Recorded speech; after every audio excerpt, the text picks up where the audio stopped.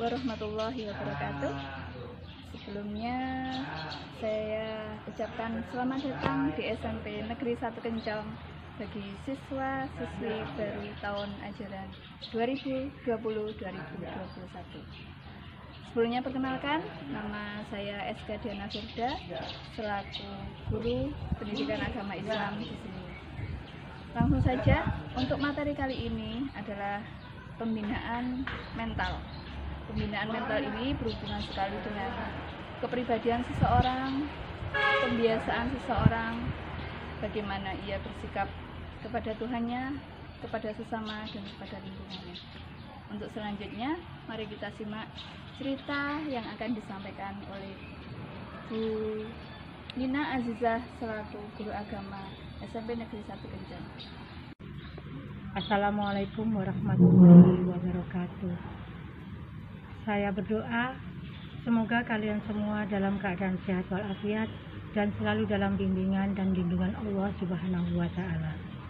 Materi hari ini saya berkisah tentang sebuah perusahaan yang dipimpin oleh seorang direktur yang sudah lanjut usia dan tidak dikaruniai keturunan. Sang direktur kemudian berpikir, apabila sampai perusahaan ini ditutup, maka alangkah sangat berdosanya dia karena menterlantarkan seluruh karyawan beserta keluarganya. Akhirnya sang direktur berpikir bahwa dia akan mencari seorang pengganti direktur baru dari para karyawannya. Maka suatu hari dikumpulkannya semua karyawannya di suatu ruangan.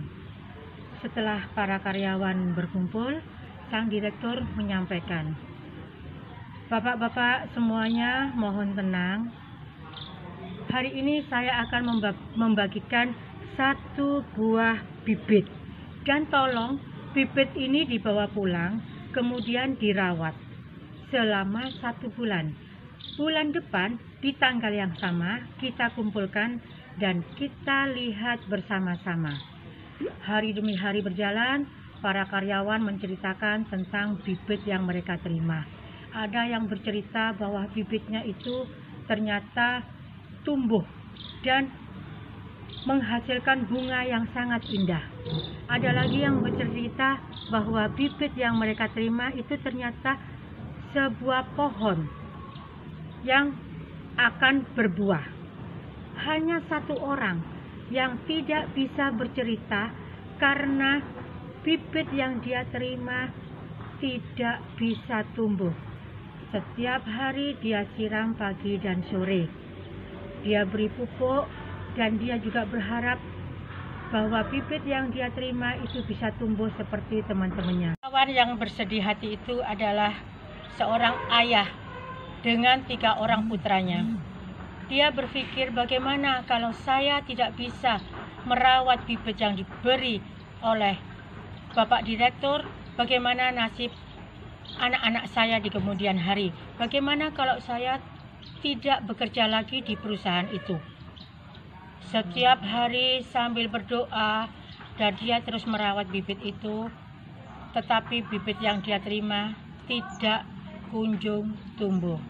Sampai pada hari yang ditentukan, 1 bulan kemudian, semuanya berkumpul di ruangan yang sudah disepakati. Semua karyawan membawa hasil dari bibit yang diberikan oleh sang direktur. Pak Amir tidak membawa apa-apa, dia hanya membawa pot yang berisi tanah tanpa ada tanamannya. Pak Amir duduk di belakang sendiri dengan wajah lesuhnya, dengan kesedihan yang mendalam, dan dia menitikkan air mata. Kemudian sang direktur datang ke ruangan itu. Dengan tersenyum, sang direktur merasa bahagia karena apa yang telah diberikannya 1 bulan yang lalu menghasilkan sesuatu yang bisa diterima oleh para karyawannya. Setelah pandangannya berkeliling, maka sang direktur pandangannya tertuju pada Pak Amir yang duduk di pojokan. Kemudian dipanggillah Pak Amir, "Hai kamu, bapak yang duduk di belakang. Silahkan ke depan. Pak Amir terkejut. Dia dengan meneteskan air mata dan menundukkan kepala serta dengan badan yang gemetar, dia menuju ke depan. Setelah di depan, sang direktur menyampaikan, silakan duduk. Pak Amir duduk di ujung kursi dengan rasa tidak nyaman. Sang direktur bertanya, siapa nama Bapak? Bapak itu menjawab, Amir. Mana bibit yang saya berikan 1 bulan yang lalu? Ini Pak Direktur, mohon maaf. Setiap hari bibit yang Bapak berikan saya siram pagi dan sore, saya beri pupuk, tetapi mohon maaf, tanaman itu tidak tumbuh. Begitu jawaban Pak Amir.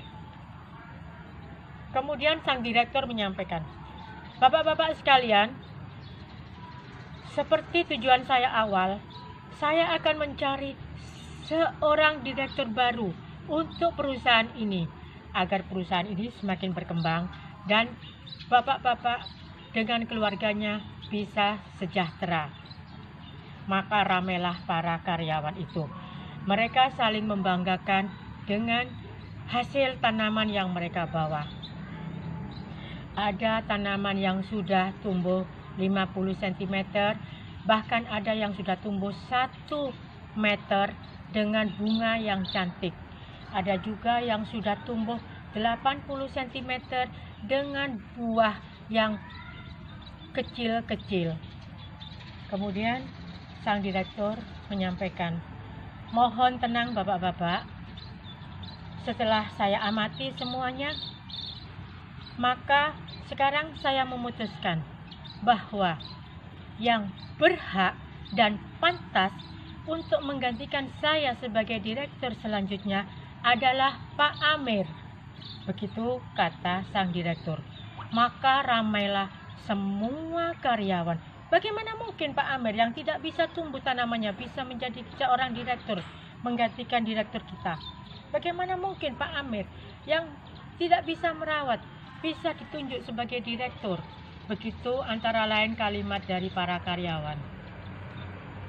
Kemudian sang direktur menyampaikan, kenapa saya menunjuk Pak Amir? Karena Pak Amir adalah satu-satunya karyawan yang jujur di sini. Saya sampaikan sekali lagi, Pak Amir adalah satu-satunya karyawan yang jujur di sini karena bibit yang saya berikan kepada kalian semuanya adalah bibit yang kosong atau tidak bisa tumbuh. Dan kalian semua itu mengganti bibit yang saya berikan dengan bibit yang lain. Secara otomatis kalian tidak punya kejujuran. Bagaimana mungkin saya memasrahkan perusahaan ini kepada orang yang tidak jujur pada dirinya sendiri, pada keluarganya, pada perusahaan, apalagi kepada yang menciptakan kita. Jadi sekali lagi saya sampaikan bahwa Pak Amirlah yang layak dan pantas menggantikan saya sebagai direktur berikutnya di perusahaan ini. Dengan harapan dan doa, semoga perusahaan kita ini makin berkembang, makin sukses dengan adanya direktur baru yang membawa amanah sepenuhnya. Wassalamualaikum warahmatullahi wabarakatuh. Anak-anak sekalian, itu tadi cerita yang disampaikan oleh Bu Lina. Tugas kalian selanjutnya adalah merangkum dari cerita yang tadi disampaikan. Intinya, kalian harus mengambil kesimpulan hikmah apa yang terkandung dari cerita tersebut. Sekian dari kami. Assalamualaikum warahmatullahi wabarakatuh.